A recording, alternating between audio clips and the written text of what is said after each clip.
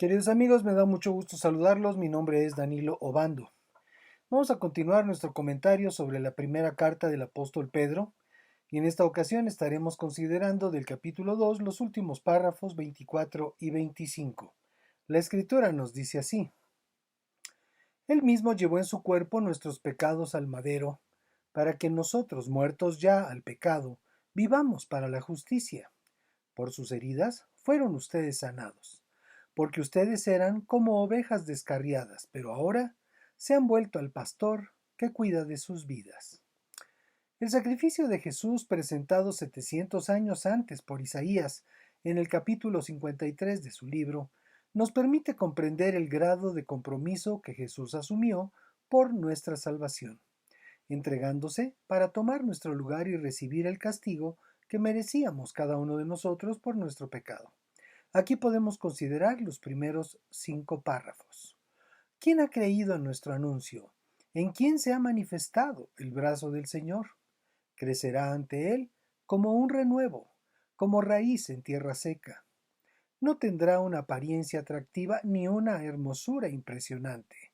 Lo veremos, pero sin atractivo alguno, para que más lo deseemos.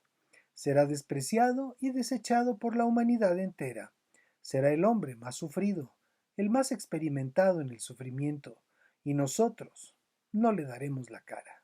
Será menospreciado, no lo apreciaremos, con todo.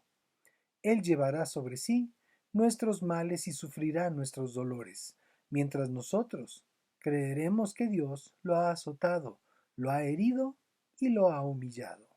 Pero Él será herido por nuestros pecados, molido por nuestras rebeliones. Sobre Él vendrá el castigo de nuestra paz y por su llaga seremos sanados. Pedro testifica en estos versos lo que cada uno de nosotros debemos tener siempre presente.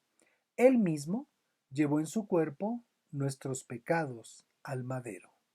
Debemos entender que el madero no es otra cosa sino la cruz del Calvario, instrumento de martirio y muerte en el que le fueron cargados nuestros delitos y pecados. ¿Qué significó para Jesús llevar en su cuerpo nuestro pecado? Significó la muerte, no sólo una condición deplorable de extremo dolor y quebranto físico previo, sino el desgarrador sufrimiento de la separación del Padre Celestial. Esto lo podemos corroborar por sus palabras en la cruz, conforme el registro escrito por Mateo en el capítulo 27, verso 46 de su versión del Evangelio. Cerca de las 3 de la tarde Jesús clamó a gran voz, decía: Elí, Elí, lema sabactani, es decir, Dios mío, ¿por qué me has desamparado? Debemos saber que en ese momento, por la separación provocada por el pecado que fue cargado sobre él, su comunión con el Padre fue interrumpida, y a eso se debe que no dijera Padre, ¿por qué me has desamparado?, sino Dios.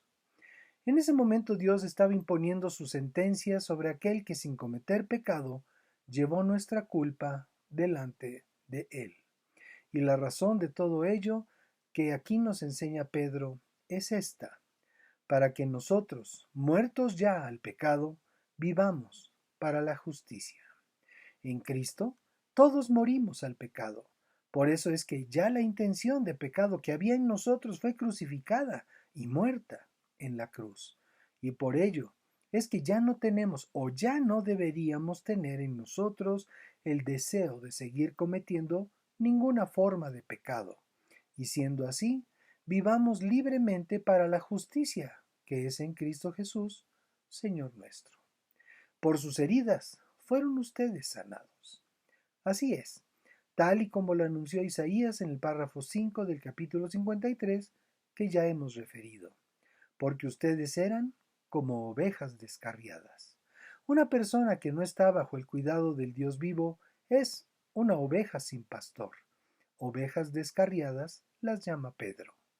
Jesús señaló una cualidad de sus ovejas y Juan la incluyó en el capítulo 10, versos 26 al 30 de su versión del Evangelio.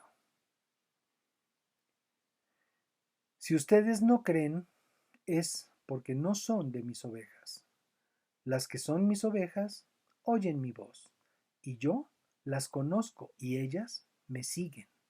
Y yo les doy vida eterna, y no perecerán jamás, ni nadie las arrebatará de mi mano.